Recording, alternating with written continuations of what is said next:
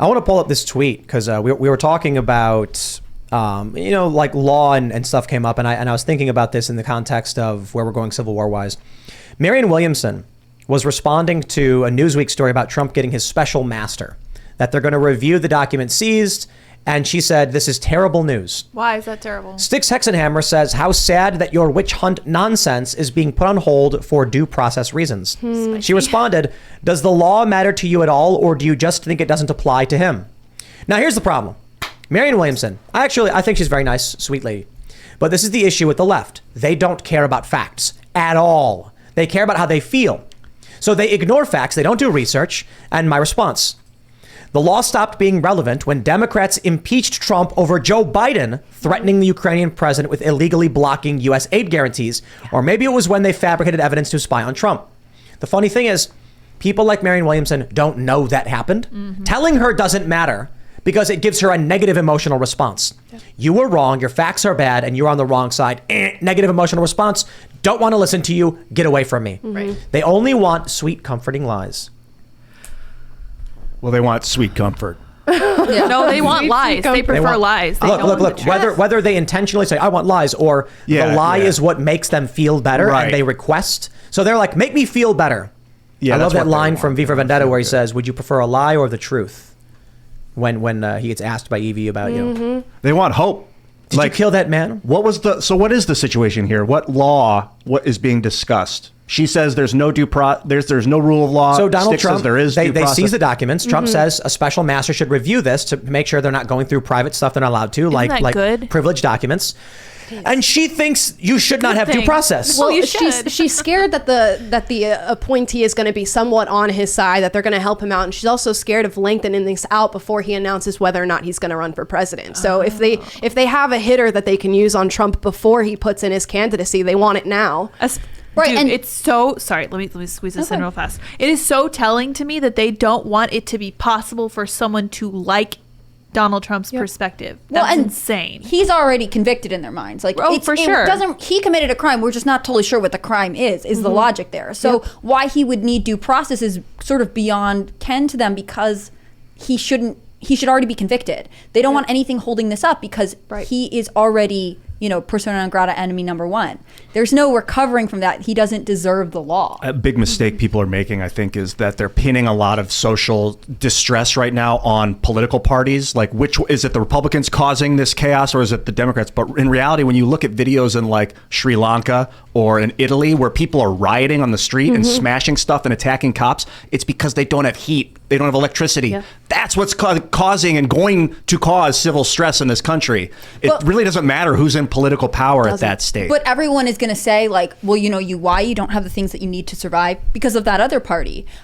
Vladimir Putin did this interview today where he was like, yeah, Europe is sacrificing all of their people to keep the American globalist elite in dominant power. Like, he is saying the exact same thing. We are all looking for someone else to blame issues on. But like, with all of the sanctions and energy bills are high, you can understand where that line is now going to potentially be persuasive to at least Russians, if not other people who are like, yeah, our leadership is really messing us up here. How are we going to get over this? What is it, the system they don't want? I hate using the term they, it's so vague, but power structures don't want people to be in power, don't want people to have unlimited electricity, because then they'll have more power than the government and rise up and overthrow. So they've kept us in a state of slaveocracy, but that's going to cause people to rise up. It's like in one of the greatest movie franchises of all time, Fast and Furious. Great. Goodness. I think I fundamentally disagree. A wise man once said. The villain in one of them, I'm not sure if it was 5 or not, he said, you give the people something that they're scared to lose, you could take away, and then you control them. Then they're your slaves. That was my thought. Yeah, so it's basically like, give them just enough, you make their lives better, and then they're dependent upon you. It's like it's not all bad in a sense where you're making their lives a little better, but then you're also using it specifically for control. Yeah, it's like leashing a Tyrannosaurus Rex and hoping it doesn't realize that it's a T-Rex and you're just a little guy with a leash. It's like there's this famous meme where there's a big elephant with like a rope on its foot and a little spike in the ground, and someone said, why won't the elephant just rip it out and walk away. And they said, when the elephant was little, it struggled and fought and learned that it couldn't get out. Now that it's older, it doesn't even bother trying. And on top of that, they're also pushing this message of you need to do this. This is for the greater good. Like with this energy stuff that's happening right now, entangled in that is the climate crisis and hysteria surrounding that. So not only are you giving the government control, but you're doing it for a good cause. You're doing the right thing, which is exactly what's happening in the Netherlands right now. You know, the farmers are up in arms about their livelihoods being taken away, and it is just a massive land grab from the government. But the government is saying, no, it's for climate change. This line, flatten the curve, like COVID taught us, you referenced the rat hoaxer, it's really Pavlov's dog. They ring the bell, oh, we got to flatten the curves, and everyone should fall in line and do this because it's for the greater good. That's right. So the rat ringing. hope experiment, we've talked about it before. Guy takes 3 rats, 3 cylinders, puts the rats in the cylinders. They swim for 15 minutes, can't get out, and then they just give up, sink, and die. Then he takes another set of rats, puts them in. They swim 15 minutes or so. They give up, but this time he lifts them out, dries them off, lets them relax, then puts them back in. The second time they swam for 60 hours. Yep. So we talked about this during the COVID lockdown. Are they going to rat experiment us? You put us in lockdown, everybody starts losing their minds, and then right before it gets too bad, you stop, you let everybody go back to normal, you bring the movies back, you bring the video games back, the food's back, the pizza's back, the wings are back. And then you give everybody a little bit to relax, dry off, and then do it again, and now they'll last 60 times as long. So if you went, let's put it this way, 15 minutes to 60 hours, we're talking about, what is it, like a 200, was it 20, what are we doing? Yeah, 240 times. 240 time increase. So based on the fact they locked us down for, what, a year? Are they now going to start pulling hard back for another couple hundred years? It doesn't need to be that much. It doesn't need to translate. You only need a generation. Because you lock down the generation of people that are used to living well and have access to technology. Once they accept their fate, and say, if we just stay at it and flatten the curve, then eventually things will get better. Right. Then they die, and the kids born into it will be like, this is normal. People don't do well in slavery. They never have. And there's just a history of uprising against slavery, whether it's a monarchy or a corporation or whatever. Like, I can't imagine that people would sit still for very long in that situation. They'll try for sure. Mind control. Is there like a form of soft totalitarianism where it's like you are somewhat enslaved, but you have all these wonderful amenities to keep you at bay and to keep you docile, and you have your streaming services, and you have just enough AC to keep your house cool, and just enough to be fine in the place that you're at, and without enough energy to really realize how oppressed you are. Yeah, they have to slowly take away from you. Yep. Because the idea is you will own nothing and you will be happy. That's right. And but this is true. Okay, that's a true statement. You will own nothing and you will be happy is true.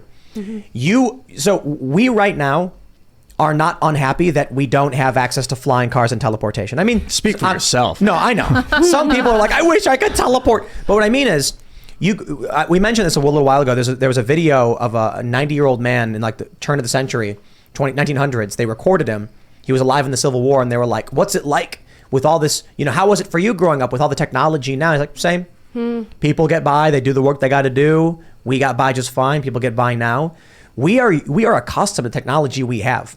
We are not upset that we don't have technology we don't know exists. True. So if they can take it away from you and then remove it from your thoughts, or the next generation grows up without having it, they won't be unhappy because they won't know it existed. Yeah. I forget what podcast I was watching this week, but they were talking about how it's humanity's greatest strength and our greatest weakness that we can get used to anything. So there really hasn't been a lot of humans thriving in slavery, but people do get used to it. I don't know if you remember, and I'm sure Ian doesn't know, but in the Bible, the Israelites escaped slavery, and they were so upset in the desert, they were like, why can't we go back to slavery? That was better. At least we were fed, right? Yeah, this is a thing that happens to humans and has been happening since we became humans. Yeah, I mean, look at young people during this COVID pandemic being locked down, how quickly they were like, oh, I'm totally fine being home. Also, let's work from home now. And the way our workforce has shifted subsequently, we are very quickly. Well, and I used to see a lot of content that was like, somebody asked me to get lunch before the pandemic, and you're like running errands, you're doing a ton of stuff. And then after the pandemic, like you have one social interaction, you're like, I'm done for the year. I can't do it anymore. Much. Like it literally became something that people are overwhelmed by, when it was actually a huge part of civilization, working in community and having regular contact with other people. Like we are now more isolated, and the pandemic just made it so we acclimated faster. Yeah. But we're more connected through the internet, right, guys? I love the internet. The training worked, but I also think it's a big marketing campaign. It's a big psyop. So you do remote work. I'm actually not as opposed to remote work for a lot of jobs. Some jobs require community and cohesion. But for a lot of jobs, like, yeah, you can work from home for a lot of this stuff. Now you've got people who are, I don't want to go back to work. I want to work from home. Mm-hmm. Yeah, that's good for everything that's going on, like reducing carbon emissions, all the climate change stuff, all the energy stuff. They put people in a position for a year. Then people get accustomed to it and then beg for it again. That's what they like. Yeah. Social manipulation, social engineering. And this would be, I don't want to put too much weight on the World Economic Forum, but I don't know who else they're working with, but the idea that people are going into the pods, that we're creating like a race of Borg people, pod people brains are hooked to the machine, and we're all kind of seeing each other's thoughts and working as one. Because the other option is total chaos and uprisings of people thinking they don't have enough. Thanks for checking out this segment from the Timcast IRL podcast. But if you want to check out the full show live, tune in Monday through Friday at 8 p.m. And if you want more special access content, head over to timcast.com and become a member. Your membership helps sustain this company, keep our journalists employed, makes this show happen, and you will get access to exclusive members-only segments of the Timcast IRL podcast, and there's a massive library to check out. So again, go to timcast.com or tune in Monday through Friday at 8 p.m., and we'll see you all there.